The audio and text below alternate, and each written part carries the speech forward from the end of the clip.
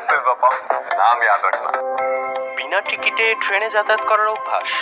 খুব সাবধান, এবার বিনা টিকিটে ট্রেন তো দূর, স্টেশনেও ঢুকতে পারবেন না। বিনা টিকিটে ভ্রমণ আটকাতে এবার বড় পদক্ষেপ করতে চলেছে ভারতীয় রেল।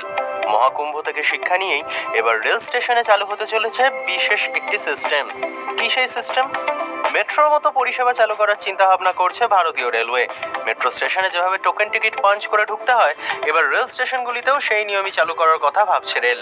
এতে যাদের কাছে বৈধ টিকিট রয়েছে, কেবল সেই যাত্রীরাই রেল স্টেশনের ভিতরে ঢুকতে পারবেন। রেল স্টেশনে সাধারণত এক্সিট গেটে দাঁড়িয়ে থাকেন টিকিট পরীক্ষক বা টিটিইরা। বিনা টিকিটে ভ্রমণ করা যাত্রীদের ধরেন এবং জরিমানা করেন। যদি মেট্রোর টিকিটিং সিস্টেম চালু হয়, তবে ঢোকা ও বেরোনোর গেটে সকলকেই টিকিট পরীক্ষা করাতেই হবে। টিটিইর চোখ ফাঁকি দিয়ে পালানো গেলেও এখানে পালানোর কোনো পথ থাকবে না। কিভাবে এই সিস্টেম কাজ করবে?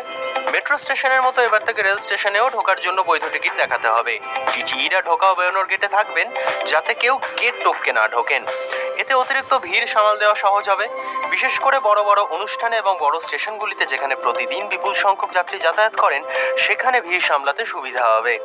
কেন এই পরিবর্তন করা হচ্ছে? মূলত ট্রেনে বিনা টিকিটে ভ্রমণ আটকাতেই এই সিস্টেম চালু করা হচ্ছে। এছাড়া স্টেশনে অতিরিক্ত ভিড় সামলানো তুলনামূলকভাবে সহজ হবে। সম্প্রতি দিল্লির রেল স্টেশনে যে পদপিষ্টের ঘটনা ঘটেছে, তা এড়ানো যাবে। স্টেশনের সুরক্ষা ও নিরাপত্তাও বাড়াবে এই টিকিটিং ব্যবস্থা। কবে থেকে চালু হবে এই সিস্টেম? আপাতত ভারতীয় রেলওয়ে নির্দিষ্ট কিছু স্টেশনেই ট্রায়াল করছে। যদি তা সফল হয়, তবে দেশের বড় বড় রেল স্টেশনগুলিতে টিকিট ভেরিফিকেশন সিস্টেম